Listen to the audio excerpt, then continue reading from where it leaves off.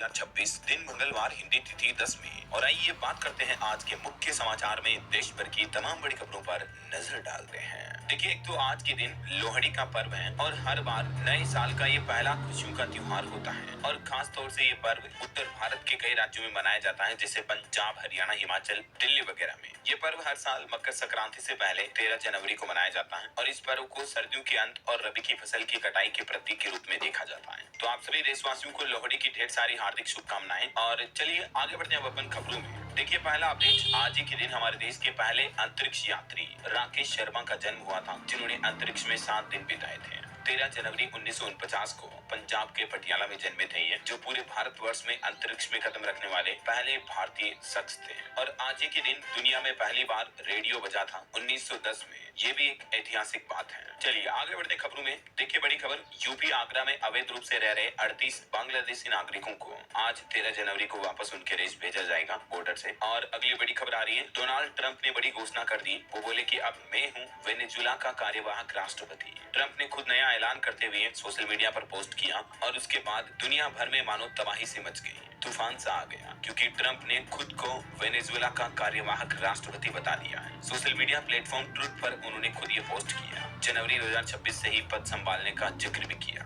यूं लगता मानो वेनेजुएला पर हमला करने के बाद वहां के राष्ट्रपति को अरेस्ट करके अब ट्रंप खुद वहां के राष्ट्रपति बन चुके हैं। वहीं इधर ईरान में भी जो जंगी माहौल चल रहा दोस्तों, ईरान हिंसा की तस्वीरें देखिए। तेहरान के हॉस्पिटल के सामने लाशों का ढेर लगा हुआ है। लोग अपने परिवार वालों को तलाश रहे हैं। बीते 15 दिन में 544 लोगों की मौत हो गई। हालांकि इधर ईरान का कहना है कि हमारी सेना पर भी प्लानिंग के साथ हमले हो रहे हैं। ये प्रदर्शन नहीं बल्कि देश के खिलाफ एक आतंकी जंग है। और वहीं दोस्तों, अमेरिका में भी ईरान की खामेनेई सरकार के खिलाफ विरोध प्रदर्शन हुआ और इस प्रदर्शन के दौरान भीड़ में ट्रक घुस गया, जिसने कई लोगों को रौंद दिया। और ये जो दुनिया भर में भू राजनीतिक तनाव का माहौल चल रहा है, इस ग्लोबल संकट के बीच सोना और चांदी के भाव में तगड़ा उछाल देखने को मिला है। एक बार फिर से दोनों कीमती धातुओं की प्राइस ऑल टाइम हाई पर पहुंच चुकी है। देखिए, सोना चांदी में एक ही दिन में ऐतिहासिक उछाल देखने को मिला। चांदी का भाव नए ऑल टाइम हाई पर पहुंचा 2,65,000 रुपए प्रति किलो, जबकि सोना भी 1,44,000 रुपए प्रति किलो के पार पहुंच गया। हालांकि डे एंड की क्लोजिंग के दौरान भी सोना 3,327 रुपए बढ़कर 1,40,000 रुपए प्रति 10 ग्राम के हाई पर बंद हुआ, जबकि चांदी की कीमत एक ही दिन में 14,000 रुपए बढ़ी और पहली बार चांदी का भाव 2,57,000 रुपए प्रति किलो पहुंच चुका है। बाकी अलग अलग कैरेट के हिसाब से गोल्ड का प्राइस आप देख सकते हैं स्क्रीन पर। 24 कैरेट का प्राइस अभी 1,49,000 रुपए के पार चल रहा है। चलिए अगली खबर देखिए। हमारे देश में महंगाई पर एक रिपोर्ट सामने आ रही है कि महंगाई में कुछ बढ़ोतरी देखने को मिली है। बीते महीने दिसंबर में रिटेल महंगाई दर 1.33% पर रही है, जो कि लगातार चौथे महीने आरबीआई के दायरे से नीचे रही है। ये रिटेल इन्फ्लेशन रेट है, यानी खुदरा मुद्रास्फीति दर है। खाद्य महंगाई दर लगातार 7वें महीने नकारात्मक जोन में रही आरबीआई डेटा के अकॉर्डिंग। तो हालांकि रिपोर्ट्स में बताया जा रहा है कि सब्जियों, दालों वगैरह कुछ खाने पीने की चीजों में कीमतों में बढ़ोतरी के चलते दिसंबर में महंगाई बढ़ी है, जो कि बीते 3 महीनों में तो सबसे ज्यादा रही, क्योंकि दिसंबर से जस्ट पहले नवंबर में ये 0.71% पर थी, जो दिसंबर में 1.33% पर पहुंच चुकी है। चलिए अगला अपडेट देखिए। भारत से जरूरी कोई भी देश नहीं है, आज ही होगी ट्रेड डील पर बातचीत। खुद अमेरिका की तरफ से ये बयान देखने को मिला है और अगले साल तो डोनाल्ड ट्रंप भी भारत का दौरा करने का ऐलान किया है। ये सब कुछ जानकारी दी गई है अमेरिका के नए राजदूत सर्जियो गोर की तरफ से। सबसे पहले तो उन्होंने भारत को अमेरिका के लिए एक महत्वपूर्ण देश बताया। उन्होंने पीएम मोदी और डोनाल्ड ट्रंप को सच्चा दोस्त कहा, जो कि मतभेद सुलझा लेते हैं। इसके साथ ही गोर ने बताया कि आज ही ट्रेड डील पर भी बातचीत होगी और ट्रंप अगले साल भारत भी आ सकते हैं। उन्होंने दोनों देशों के लिए सुरक्षा, आतंकवाद विरोधी और अन्य क्षेत्रों में सहयोग पर भी जोर दिया। तो अमेरिकी राजदूत के बयान के मुताबिक अमेरिका के लिए भारत से जरूरी कोई भी देश नहीं है। देखते हैं आज भारत अमेरिका ट्रेड डील के बीच क्या क्या बातचीतें होती हैं। दिन में जो भी अपडेट्स आएंगे मैं आपको बताता रहूंगा इसी चैनल डीएलएस न्यूज के माध्यम से। फिलहाल देखिए अगली खबर दोस्तों। एआई यानी आर्टिफिशियल इंटेलिजेंस पर पहली बड़ी चोट। दुनिया के 2 देशों ने इलोन मस्क के ग्रोक प्लेटफॉर्म पर ही बैन लगा दिया है। महिलाओं और बच्चों की उल्टी सीधी तस्वीरें बनाने के खातिर ये फैसला लिया है और उन 2 देशों में शामिल है दोस्तों, एक तो मलेशिया और दूसरा इंडोनेशिया। इन दोनों ने ग्रोक एआई पर प्रतिबंध लगा दिया है। हमारे भारत में भी आपको पता होगा सरकार ने चेतावनी दी थी, तो उसके बाद ग्रोक एआई पर कई सारी पाबंदियां भी लगा दी हैं। कई सारे अकाउंट्स को भी डिलीट वगैरह किया गया, राइट। और एआई से एक और चौंकाने वाली खबर सामने आ रही है दोस्तों। एआई अब आपको शॉपिंग भी कराएगा। गूगल के जेमिनी में बाय बटन मिलेगा, बिना वेबसाइट खोले ही पेमेंट कर पाएंगे। डिलीवरी और सर्विस की जिम्मेदारी रिटेलर की होगी। दिनों दिन आपको पता होगा एक से बढ़कर एक नए एआई फीचर्स और टूल्स हमें देखने को मिल रहे हैं। इस बीच गूगल के जेमिनी की तरफ से ये लेटेस्ट अपडेट जारी किया है, यानी जल्द ही जेमिनी की मदद से आप ऑनलाइन शॉपिंग भी कर पाएंगे डायरेक्टली। कुछ सुंदर पिचाई ने ट्वीट करते हुए जानकारी दी। बाकी और भी दोस्तों, अगर आप एआई के बारे में ज्यादा जानना चाहते हैं, सीखना चाहते हैं कि किस तरह से एआई से फोटो बना सकते हैं, वीडियो बना सकते हैं, कैसे एआई का इस्तेमाल आप अपनी डे टू डे लाइफ में कर सकते हैं, तो इस बारे में डिटेल जानकारी आपको डीएलएस न्यूज के इस एआई मास्टरी कोर्स में सीखने को मिल जाएगी। Gemini, chat GPT, perplexity AI, Leonardo 11 lab समेत कई सारे मल्टीपल एआई टूल सीखने का मौका मिलेगा। तो बिल्कुल ज्वाइन कीजिएगा इस कोर्स को। और अगर आप एक पर्टिकुलर यूट्यूबर बनना चाहते हैं तो इसके लिए मैंने एक यूट्यूब मास्टरी कोर्स भी बनाया है जो आपको कंप्लीट रोड मैप सिखाएगा। तो लिंक को चेकआउट कीजिएगा। और फिलहाल सीधा आगे बढ़ते हैं अपन खबरों में। देखिए, बड़ी खबर आ रही है। पड़ोसी देश पाकिस्तान से आए संदिग्ध ड्रोन, सेना ने फायरिंग की। सीमावर्ती इलाकों में तलाशी का अभियान भी जारी है। वहीं एक रिपोर्ट सामने आ रही है कि भारत में शैक्षणिक संस्थानों की आय चालू वित्त वर्ष में 11 से 13% तक बढ़ने की संभावना है। और खबर है, जियो ब्लैक रॉक की एक नई वेबसाइट लॉन्च हुई। निवेशकों के लिए डिजिटल टूल्स और आसान निवेश गाइडलाइंस भी उपलब्ध होगी इस पर। मुकेश अंबानी का ये प्लेटफॉर्म है और कुल मिलाकर इन्वेस्टमेंट एडवाइस मिल पाएगी आपको इस पर। और वहीं आने वाले बजट को लेकर भी कुछ एक्सपेक्टेशंस यानी अनुमान लगाए जा रहे हैं दोस्तों कि इस बार के बजट में रोजगार और बैंकिंग सुधार बजट की प्राथमिकता रह सकती है, क्योंकि हमारे देश के प्रमुख अर्थशास्त्रियों यानी इकोनॉमिस्ट ने भी सरकार को ये सलाह दी है। वैसे बजट 2026-27 1 फरवरी को पेश होने वाला है और इतिहास में पहली बार संडे को बजट पेश होगा, क्योंकि इस बार 1 फरवरी को रविवार मिल रहा है और हर साल आपको पता होगा हमारे देश में 1 फरवरी को ही बजट पेश किया जाता है। तो इस बार भी यूनियन बजट सरकार 1 फरवरी को ही पेश करेगी और पहली बार रविवार के दिन बजट पेश होगा। वित्त मंत्री निर्मला सीतारमण का ये टोटल 9वां बजट होगा। लोकसभा अध्यक्ष और राष्ट्रपति की तरफ से भी इस बजट की प्लानिंग को लेकर मंजूरी मिल चुकी है। बाकी और भी अगर आप जानना चाहते हो कि इस बार के बजट में क्या 10 बड़ी संभावित घोषणाएं कर सकती है सरकार, तो इसको लेकर दोस्तों मैंने कल दिन में डीएलएस न्यूज चैनल पर एक अलग से वीडियो डाला था, तो आप ये वीडियो देख लीजिएगा, ठीक है। चलिए फिलहाल देखिए अगली खबर। ईपीएफओ में जल्दी अब आप बिना फॉर्म के भी यूपीआई से निकाल सकेंगे अपनी पीएफ का पैसा। ईपीएफओ के नए नियम से लाखों कर्मचारियों को सीधा फायदा मिलेगा। ईपीएफओ की तरफ से पीएफ पैसों की निकासी में ये बड़ा बदलाव किया गया है। अब सीधे यूपीआई विड्रॉल की फैसिलिटी मिलने वाली है जल्दी आपको। तो इससे पेपर झंझट खत्म होगा, पारदर्शिता बढ़ेगी और सुरक्षा और सुनिश्चित होगी, है ना। चलिए बड़ी खबर देखिए दोस्तों, पश्चिम बंगाल का ये मामला है। एक बीएलओ फंदे पर लटका हुआ मिला। परिवार ने एसआईआर को लेकर दबाव का आरोप भी लगाया। इस बीच चुनावी माहौल के मद्देनजर सुप्रीम कोर्ट ने भी केंद्र सरकार को नोटिस जारी किया। चुनाव आयुक्तों को आजीवन सुरक्षा और नियुक्ति प्रक्रिया पर कानूनी जंग छिड़ चुकी है। तो चुनाव आयुक्तों की सेवाओं को लेकर सुप्रीम कोर्ट में सवाल उठाए गए और एक दायर याचिका में कहा गया कि लाइफ टाइम सुरक्षा देना सरकार की जिम्मेदारी है। तो इस मुद्दे पर अब सुप्रीम कोर्ट ने केंद्र सरकार को भी नोटिस जारी किया और जवाब मांगा कि असल हकीकत क्या है। चुनाव आयुक्तों को कानूनी इम्यूनिटी, इस मुद्दे पर सुप्रीम कोर्ट के सीजेआई बोले कि हम इसकी जांच करना चाहेंगे। याचिका में दावा किया जा रहा है कि ऐसी इम्यूनिटी जजों को भी नहीं मिलती है। तो देखते हैं सुप्रीम कोर्ट में केंद्र सरकार की तरफ से क्या जवाब पेश किया जाता है। आगे जो भी अपडेट आएंगे मैं आपको बता दूंगा।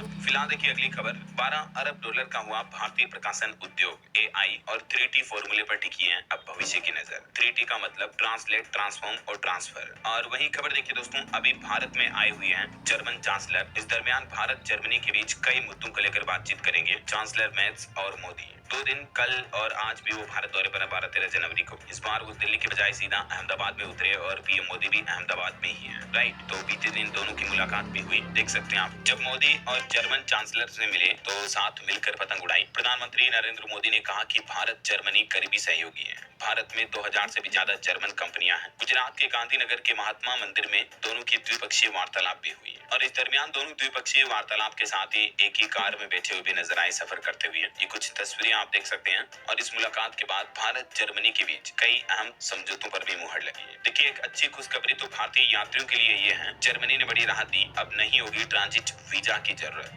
जर्मनी ने भारतीय पासपोर्ट धारकों को वीजा फ्री ट्रांजिट की सुविधा देने का भी ऐलान किया है। तो एयरपोर्ट से होकर तीसरे देश जाने पर अब आपको अतिरिक्त वीजा नहीं देना पड़ेगा, जिससे आपकी यात्रा आसान, तेज और कम कागजी होगी, है ना। भारत और जर्मनी के बीच और भी कई रणनीतिक साझेदारी को नई गति मिली पीएम मोदी और जर्मन चांसलर्स की प्रतिनिधिमंडल स्तर की वार्तालाप के बाद। और प्रधानमंत्री नरेंद्र मोदी ने भी बीते दिन युवा दिवस के मौके पर देश के यंग लीडर समिट में संबोधन देते हुए बोले कि देश के युवा रिस्क लेने से न डरे, सरकार आपके साथ है।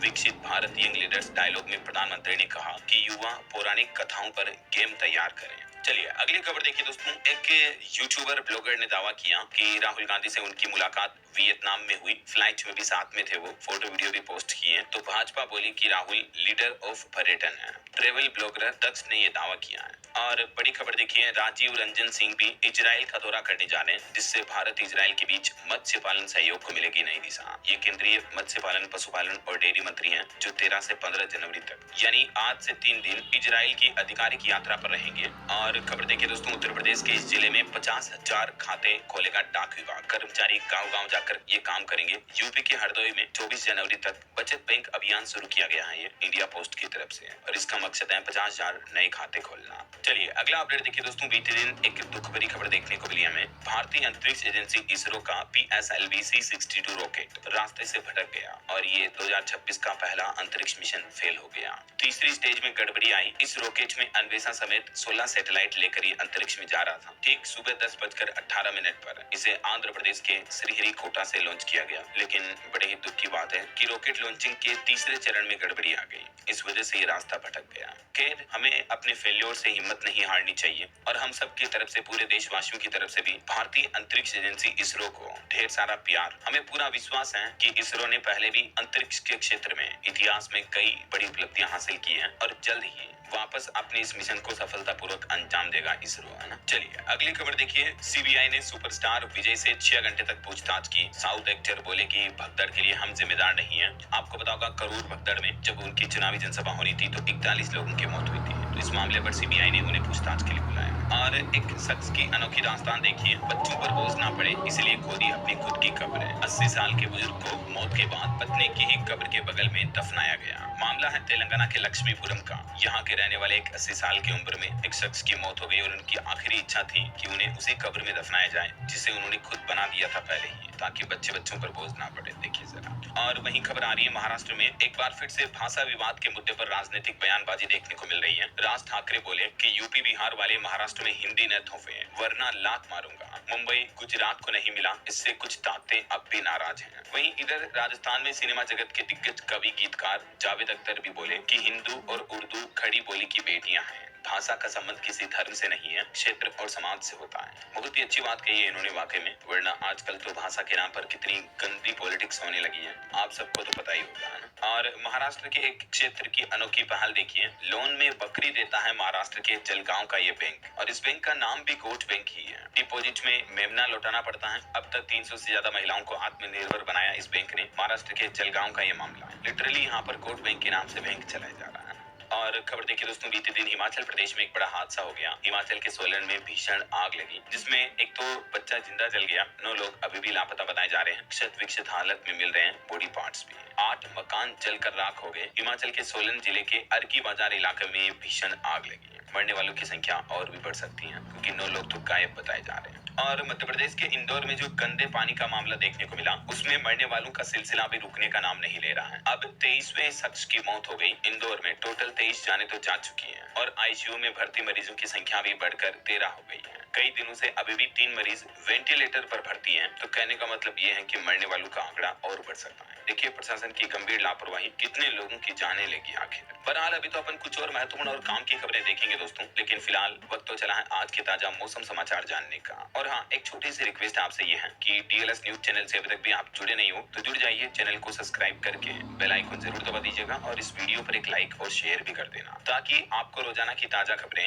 महत्वपूर्ण मुख्य समाचार, काम के न्यूज अपडेट सबसे पहले आपके मोबाइल पर मिलते रहेंगे। ओके, और चलिए बिना टाइम वेस्ट किए सीधा आगे बढ़ते मौसम अपडेट में। देखिए राजस्थान के कुछ जिलों में -2 डिग्री पारा चलना, तो उत्तराखंड में -16 डिग्री। MP यूपी यानी मध्य प्रदेश उत्तर प्रदेश में भी घना कोहरा छाया हुआ है। बिहार में भी कोल्ड डे का अलर्ट है। राजधानी दिल्ली में ठंड का 13 साल का रिकॉर्ड टूट चुका है। कुछ अलग अलग राज्यों के मौसम की विस्तृत जानकारी देखिए आप। मध्य प्रदेश में तो दतिया सबसे ठंडा इलाका चल रहा है, जिसका तापमान 5.5 डिग्री के लगभग चल रहा है। बाकी कई जिलों में घना कोहरा छाया हुआ है, इस वजह से कई ट्रेनें भी लेट हुई। और उत्तर प्रदेश में देखिए भीषण ठंड का प्रकोप, लिटरली कोल्ड की वजह से 2 लोगों की मौत हो गई। पारा 3-3.5 डिग्री तक चल रहा है कई जिलों में। 8वीं तक के स्कूल भी बंद है। 6 शहरों में 50 ट्रेनें भी लेट हुई। बर्फीली हवाओं से लोग कांपने लगे हैं। उत्तर प्रदेश में मानो ठंड का रेड अलार्म बज चुका है। अगले 24 घंटों में और लुढ़के का तापमान। लखनऊ, नोएडा समेत कई जिलों में IMD यानी भारतीय मौसम विज्ञान विभाग ने डराने वाली चेतावनी जारी की है। शीतलहर की वजह से ठंड और बढ़ सकती है। ऐसा राजस्थान की भी ये तस्वीरें देखिए, कुछ जिलों में तो तापमान -2 डिग्री चल रहा है। बर्तनों में रखा पानी भी जमने लगा है। जयपुर में सर्दी से एक व्यक्ति की मौत हो गई और राजस्थान के 11 जिलों में स्कूलों की छुट्टियां भी बढ़ाई गई। बिहार के मुजफ्फरपुर में देखिए बड़ी सड़क दुर्घटना हो गई। कोहरे के चलते 2 ट्रक भिड़े। आज भी पूरे प्रदेश में कोल्ड डे का अलर्ट है। पंजाब में भी अगले 24 घंटे घना कोहरा छाया रहेगा। अमृतसर, बठिंडा में शीतलहर चलेगी। जालंधर में ट्रक पिकअप की टक्कर हुई, एक शख्स की मौत भी हो गई। और पहाड़ी राज्यों की बात करें दोस्तों, तो उत्तराखंड में देखिए चढ़ने से गिरते ही पानी बर्फ बन रहा है। इतनी ठंड की स्थितियां चल रही हैं। स्कूलों का टाइम भी बदला गया। हरिद्वार और उधम सिंह नगर में कोल्ड डे का अलर्ट है और 5 दिन बाद उत्तराखंड में बर्फबारी की भी चेतावनी है। कुछ ऐसी स्थितियां हिमाचल प्रदेश में भी चल रही है। हिमाचल में भी 16 जनवरी से बर्फबारी फिर से शुरू होगी। वेस्टर्न डिस्टर्बेंस एक्टिव होगा। शिमला के तापमान में 5.5 डिग्री तक का उछाल भी देखने को मिला। हरियाणा में भी देखिए दोस्तों, करनाल में धुंध में एक कार तालाब में गिरे, एक शख्स की मौत हो गई। कई जिलों में तगड़ा कोहरा वगैरह छाया हुआ है। छत्तीसगढ़ में भी कड़ाके की ठंड का माहौल है। स्कूलों का समय वगैरह बदला गया। इस बीच अगले 2 दिन 13-14 जनवरी को हमारे देश में मौसम की स्थितियां क्या रह सकती हैं, जिसकी जानकारी आप देख सकते हैं स्क्रीन पर। भारत के इन राज्यों में कोहरा व शीतलहर का अलर्ट रहेगा और बाकी दक्षिण भारत में तमिलनाडु, पुडुचेरी वगैरह में बारिश की भी संभावना है ना। ओके, और चलिए मौसम के बाद आगे बढ़ते हैं खबरों में। कुछ मार्केट अपडेट्स पर नजर डाल लेते हैं दोस्तों। देखिए बीते दिन भारतीय शेयर बाजार में आखिरकार रुकावट पर विराम लगा और सेंसेक्स में 302 अंकों की तेजी देखने को मिली। निफ्टी भी 107 अंक की बढ़त में रहा। कुछ कंपनियों के अपडेट्स देखिए। HCL टेक का मुनाफा 11% घटकर 4000 करोड़ रुपए रहा। 12 रुपए प्रति शेयर डिविडेंड भी देगी कंपनी। TCS का मुनाफा भी 14% घटा और 10,500 करोड़ के लगभग रहा। सरकारी कंपनी PFC की NCD में लगभग 7.30% तक सालाना ब्याज मिलेगा आपको। निवेशकों के लिए खबर है, 5000 करोड़ जुटाने की तैयारी में है कंपनी। 16 जनवरी से ही इसका इश्यू खुलने जा रहा है। और वहीं 15 जनवरी को दोस्तों महाराष्ट्र में जो BMC के चुनाव होंगे, तो इन चुनावों के चलते शेयर बाजार 15 जनवरी को बंद रहेगा। महाराष्ट्र सिविक पोल्स के कारण NSE BSE पर ट्रेडिंग नहीं होगी। और निवेशकों के लिए एक और खबर है, श्री राम AMC ने लॉन्च किया नया मनी मार्केट फंड है, जहां निवेशकों को सुरक्षित और बेहतर रिटर्न मिल पाएगा। वहीं भारतीय स्टेट बैंक SBI का क्रेडिट कार्ड अगर आप यूज करते हो, डेबिट क्रेडिट कार्ड, तो SBI के तो अब नॉन SBI ATM से पैसा निकालना महंगा होगा। इस पर भारतीय स्टेट बैंक SBI ने चार्जेस बढ़ा दिए हैं। 23 रुपए प्लस GST देना पड़ेगा और सैलरी अकाउंट पर अनलिमिटेड फ्री ट्रांजेक्शन को भी खत्म कर दिया है देश के सबसे बड़े सरकारी bank state bank of India ने। ये क्या क्या चार्जेस बढ़ाए गए हैं, जिसकी कुछ डिटेल जानकारी भी आप देख सकते हैं। सबसे ज्यादा असर सैलरी अकाउंट होल्डर्स के लिए बड़े बदलाव के रूप में देखने को मिलेगा ना। चलिए आगे बढ़ते हैं खबरों में। देखिए दोस्तों, उत्तर प्रदेश के देवरिया का ये मामला है। मजार के बाद अब मस्जिद का चबूतरा तोड़ा, 26 पिलर गिराए। मस्जिद गिराने से पहले आखिरी नमाज भी पढ़ी गई। और वहीं खबर है, चाइना ने एक बार फिर से जम्मू कश्मीर के शख्स गांव काठी को अपना बताया। कहा कि पाकिस्तान तक सड़क अपने इलाके में बना रहे हम। हालांकि भारत ने इसे अवैध कब्जा कहा था, उस पर अभी भी चाइना अपना दावा जमा रहा। देखिए जरा यार। और बड़ी खबर आ रही है, वेस्ट बंगाल के एम्स कल्याणी में संदिग्ध निपाह वायरस के 2 मामले सामने आए। इसके बाद केंद्र सरकार ने प्रतिक्रिया दल भी तैनात किया। भारत के पश्चिम बंगाल राज्य में ये निपाह के 2 केस मिले हैं और इस मुद्दे के बाद केंद्रीय स्वास्थ्य मंत्री बोले कि national joint outbreak response team बनाई गई है। एक्सपर्ट की टीम भी बंगाल भेजी गई है केंद्र सरकार के द्वारा। और बड़ी खबर देखिए, उत्तर प्रदेश के 17 लापरवाह मेडिकल अफसरों को बर्खास्त कर दिया। लखनऊ के 4 डॉक्टरों से भी जवाब तलब किया। 3 डॉक्टरों को चेतावनी भी दी। यूपी की योगी सरकार की तरफ से डिप्टी CM ने ये कार्यवाही की। और एक खबर देखिए दोस्तों, भारत चीन के युद्ध में 600 किलो सोना देने वाली महारानी का निधन हो गया। बिहार